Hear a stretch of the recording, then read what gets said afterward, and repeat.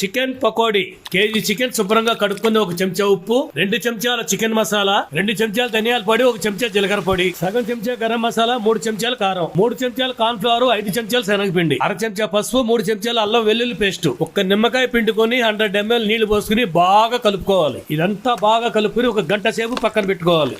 గంట అయ్యాక నూనె వేడి చేసుకుని చికెన్ పకోడీ వేసుకుందాం.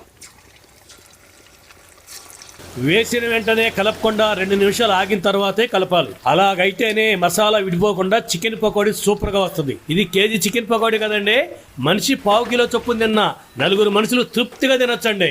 నేనైతే 100 గ్రాములు తినగలనండి. మీలో ఎంతమంది ఎంత తినగలరో కామెంట్ చేయండి. ఈ చికెన్ పకోడీలోకి ఉల్లిపాయ, నిమ్మకాయ, పచ్చిమిర్చి, కరివేపాకు కూడా ఉంటే స్వర్గమే కదండి. ఏమంటారు? అబ్బా సూపర్ టేస్ట్ అండి.